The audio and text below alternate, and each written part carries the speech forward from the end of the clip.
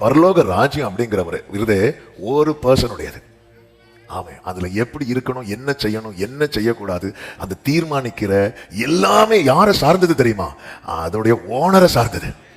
ஆமே, அவர் ஒன்னு தீர்மானிச்சுட்டாருன்னா அதை அப்போஸ் பண்றதுக்கோ அதை எதிர்த்து போராடுவதற்கோ யாருக்கும் எந்த ரைட்ஸுமே கிடையாது. கிங்டம் அப்படிங்கிறதே அது ஒரு ராஜாவுடைய ஆளுகை. ஆமா, ராஜாவுடைய ஆளுகைன்னு சொல்லும்போது ராஜா வைக்கிறது தான் சட்டம். இது பரலோக ராஜ்யம் என்பதை ஒருவருடைய மனநிலைமையை சார்ந்தது. அவரிடத்துல அவருக்கு ஆலோசனைக்காரனா இருந்தவன் யார்? யாருமே அவருக்கு ஆலோசனை சொல்லவும் முடியாது, யாரும் அவர் வைக்கிற சட்டத்தை மாற்றவும் முடியாது. இதுதான் பரலோக ராஜ்யம்.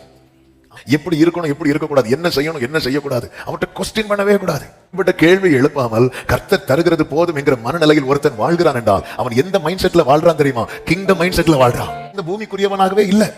நீங்கள் உலகத்தார் அல்ல. இது அவருடைய கட்டளை. இதை நான் என்ன செய்யக்கூடாது? மீறவே கூடாது.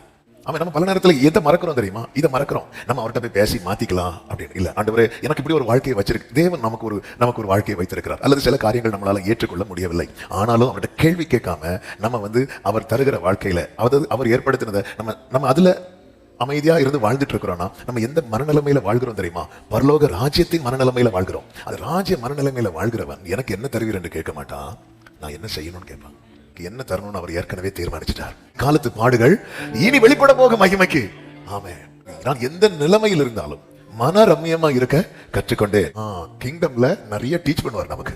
அவர்கிட்ட போய் நான் என்ன கேட்கணும்னா, இன்னும் நான் செய்ய வேண்டியது என்ன? அவர்கிட்ட போய் நான் என்ன கேட்கக்கூடாதுன்னா, எனக்கு அதுவும் எப்படி கேட்கக்கூடாது தெரியுமா? நான் எல்லாத்தையும் என் நீதியை வச்சு நான் அவர்கிட்ட எதையும் வாங்கணும்னு நினைக்கவே கூடாது. ராஜா கிட்ட ஒருத்தன் போய் கேட்டு வாங்குறதே இரக்கத்தை வச்சுதான், அவருடைய இரக்கத்தை வச்சுதான். அதுதான் பவுல் சொல்லுகிறார், எங்களால் ஏதாகிலும் ஆகும் என்று ஒன்றை யோசிப்பதற்கு கூட நாங்கள் தகுதியானவர்கள் அல்ல.